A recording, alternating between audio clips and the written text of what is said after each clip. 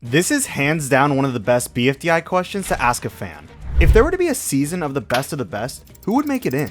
Some are easy no-brainers, but then there are the ones that actually become debatable. In today's video, we'll be answering all those questions and figuring out who would be in the All-Stars season.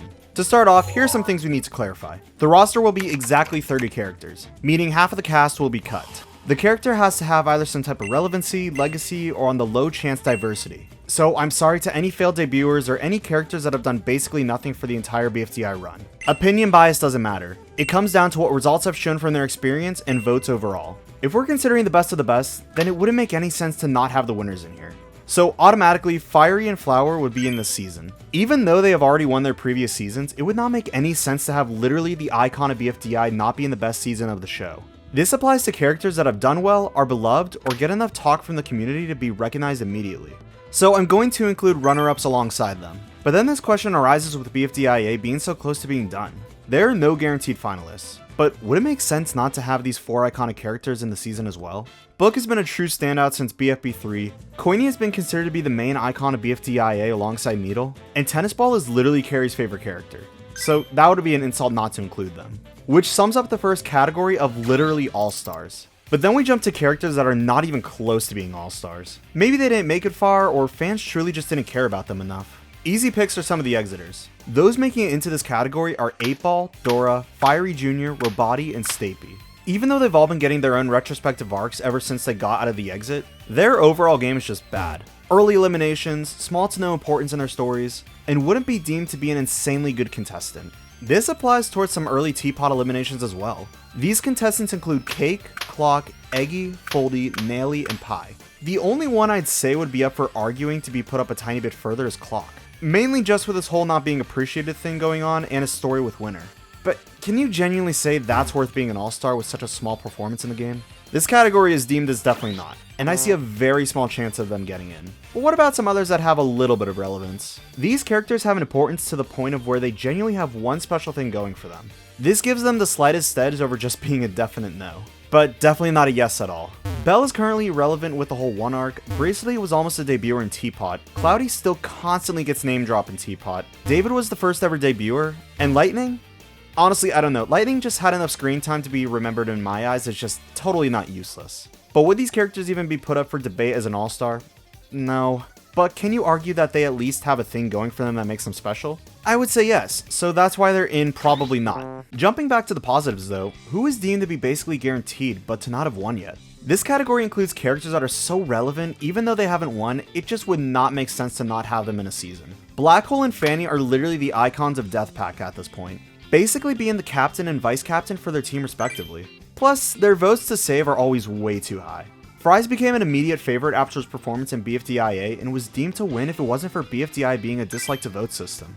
Another character that became a favorite in BFDIA would be Pin.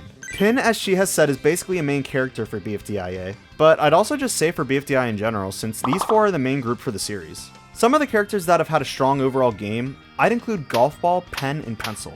Now, Golf Ball having some mid-early on eliminations wouldn't seem to be that noteworthy. Plus, the same goes for Pen in Season 1. But let's remember the vote to save system. Golf Ball and Pencil have genuinely been given so much positive treatment to have their characters fleshed out in TPOT. Always having a high amount of votes to stay in the competition, and Pencil having some pretty late eliminations in the series overall. I'd consider her to be a pretty good competitor. Pen has shown to get some favoritism for low votes in BFB and mid to high saves in TPOT alone. Teardrop as well, having a pretty good run in the later seasons with getting 4th in BFB, and the only reason for her getting out of TPOT was being that she sacrificed herself. If it wasn't for a writing decision, she could have easily made it way further into the game.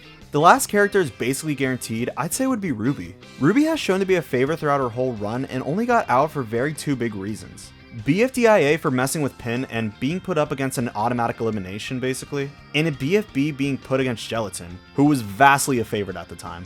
Her runs have been good, she's been favored like all the other contestants, and I think that easily makes this another 9 easy competitors to put into all-stars. But what about some competitors that aren't so favored but had a good run? You can take characters like Donut, Lollipop, and Snowball, who have all been jerks in the past and have suffered, well, almost suffered, with early eliminations because of this. I wouldn't say they are exactly the most favored in this community, but at the same time, they are nowhere close to being hated. With Lollipop getting 5th in BFB, Snowball just getting out in TPOT 19, and Donut is still in TPOT. They have all had an immensely great run to grow their characters and have had reasons for getting to be in All-Stars. Grassy and Marker are by far the most 50-50 characters in the series. I don't know if they'd still be in TPOT if it wasn't for the vote to save system, but they have been saved more times than I can count because of their likability. Do stupid funny characters that don't add much to the story deserve to be in All-Stars? I personally wouldn't say so, but it's hard to argue with the community, and technically they've also never been eliminated. Could I say the same for Tree and Winner though? Actually yeah, but even with a better reason. Tree always had low votes when he was put up for dislike eliminations in BFB, and has always survived by a hair in the past couple TPOT eliminations, showing that he at least adds little bits to the story every single time. He's kinda like Season 1's Firey, where he's like the main average guy that does fairly well and isn't necessarily hated in any way. Winner just makes sense for multiple reasons. Unlike David, Winner being the first debut character for TPOT has grown with immense popularity. Winner's had some pretty good arcs with the whole loser backstory, performs well in challenges, and still seems to be fairly well liked. Not the most liked on the team, but good enough to make it to such a late stage in the game. This category summing up great chance is who I think would make it into All-Stars. But with few spots left, we gotta cut down some characters. Getting into the only category where I don't think there's no chance or a chance is just the neutral spots, where these characters more so just don't have much else to add unless something happens in the future, like IDFB as an example. Characters like Basketball and Robot Flower had a pretty solid arc in TPOT, but ended abruptly altogether and had no other reason to stay since then. I mean, Robot Flower got eliminated immediately after her whole arc was over, and the vote difference speaks for itself. Characters like Puffball, Remote, and Saw are all favored by the community, but have had little moments that don't contribute enough to what BFDI is. Puffball with their ending in BFDIA and potential arcs in TPOT, Remote just had a cool voice and was a fun character that others loved, and Saw had the 8 thing going on. But that got old pretty quickly, so I'm not surprised. All of them are liked, but haven't added enough like previous characters mentioned. Lastly, Balloony is in this category because he's just a wild card, honestly. He got little to no votes in BFB, which made him seem like a strong competitor, but being put up against so many favorites got him out so quickly in post-split. He's been relevant by hosting a BFDIA, but I genuinely think that was just a fun writing decision since he hasn't been seen in so long. These competitors aren't the strongest, but it's not to say to undermine them either. So that's kind of why they're neutral. Now these competitors are finally ones where they can truly be put up for debate, but most likely won't get in because of the roster though. Like, let's take some of the players that people like, but I can never say are always in somebody's top 10. Barfbag and Taco come to mind for being kind and having their importance throughout BFDI. Taco obviously with her whole book and lollipop thing in BFB with pre-split, but since then, what has she truly added? Barfbag is still somewhat relevant with the whole one arc and being a good supportive character. Besides that, I wouldn't say she adds too much else. The same thing can be said about characters like Rocky and Match. I mentioned these two because they've had some decent runs in the past and especially were loved by the community. But with Rocky having 2 back-to-back eliminations in BFDIA 7 and TPOT 8, and Match not being favored as much like she was back in the day, it's hard to put these two original characters any higher than this. The only thing that brought them up this far is being in the original 20 competitors. But as for some BFDIA contestants instead, I'd say Nickel and Yellowface are a part of this category. Now, Nickel had a good run in BFDIA, and Yellowface had a decent run in TPOT. But Nickel's run in TPOT was terrible, and Yellowface's was terrible in BFDIA. But those aren't the only reasons. They've been funny enough contestants in their best seasons alone to make it as far as they did, but I wouldn't necessarily say they were strong competitors. Nickel didn't cruise, but he didn't exactly add much to the team challenges. He did more than characters like Grassy and Marker, who are also funny characters, but the amount of favorability that they have over Nickel is not even close. I'd honestly say the same thing with Yellowface, but more so Teapot Edition basically. Now the last two are interesting, since the community actually seems to respect them, but at the same time not. Now, let me talk about Loser and Lai. Loser has had 3 potential eliminations and has only ever survived 1, while not even making it that far in the post-split. But Winner made his character so relevant again that he might have a lead main character arc in Teapot soon. Everyone still gets excited when he appears in the community, but somehow he didn't make it far for his runs. So his game really isn't that strong when it comes to All-Stars. But why is Lai on par with this then? She's doing well in the new season, kind of. She had her big moments in TPOT 19, her arc with Pen, and had a decently high vote to save. But we saw that the moment she wasn't doing anything with Pen, her votes died out. I think a lot of people wanted her back since she genuinely was a wild card for seeming to be a good character back in BFB, but she got eliminated immediately. I could argue and put her a little higher, but it seems that if she doesn't always have something going on, fans really wouldn't care about her. But that closes up the good possibility category and brings me to the last 2 slots with 11 characters left and 5 spots left to fill. These 11 will either go into what I call very debatable or super close. I genuinely think these 11 are all up for debate, but I did my best to narrow them down as best I could. But to start off, I think Bommy would be considered an all-star. Bommy has had a very strong game, favored a lot by the audience, had a good streak of prizes in BFDIA, is a fairly strong competitor, and has had a solid run in BFDIA and TPOT. I'd love to say the same thing for other strong competitors like Blocky and Eraser, but I sadly can't. Even though they had a good run in their most recent seasons, they've had arcs to their characters that have concluded and have showcased it maybe on the end for what they added to the story.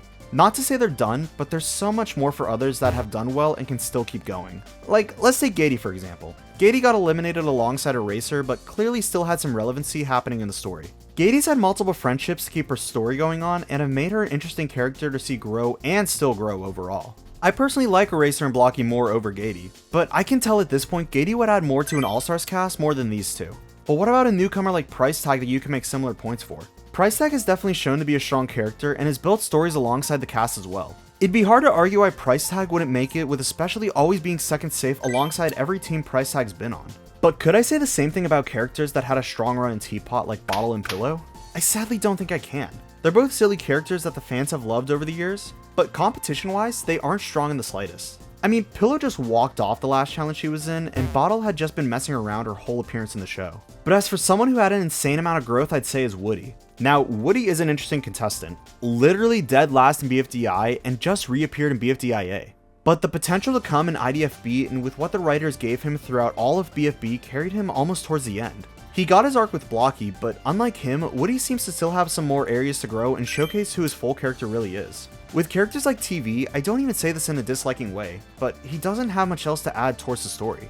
Literally being shown in Teapot 15, he just stayed back and gave results. He doesn't do much besides be a co-host, which he's pretty good at. He's still a very funny and well-liked character from the community, but as a competitor, it just doesn't make sense for him to be an All-Stars. Now these two are genuinely two of the hardest ones to figure out. Both strong runs in the beginning, both original BFDI contestants, have had moments in the past that made the fanbase truly start to dislike them, and have had little bits of growth recently to showcase who their characters are in the end. So, who deserves to be an All-Star more out of these two? Well, Spongy had some good runs throughout half of his BFDI appearances. He's been shown to be more, I'd say, less disliked in the community compared to Ice Cube, but at the same time, Ice Cube has also beaten Spongy in recent votes that others thought Ice Cube deserved to be more out in many ways. Ice Cube is still probably going to play some part in the one thing going on soon, but Spongy also has been introduced to be a potential helper to stop one as well. So with no bias, and I really mean with no bias on this, I think Spongy would be the last All-Star. Trust me though, it would be close. A couple reasons being with a majority of Free Smarts still being in All-Stars, Ice Cube having finished arcs with all of her friends already, and seemingly being disliked a little more in the present. I just think Spongy has that little edge on her. He can easily have a flip around with how he was in BFB since he hasn't truly interacted with like half of the cast in forever. And he really is the only big contestant that stands out from the rest to add a little bit more difference into the season. So is this All-Star season perfect? Probably not. I think a couple of these characters could easily be switched around, but at the same time, let me know what you think. I would love to hear what your All-Star season would look like. As always, I'll see you next time.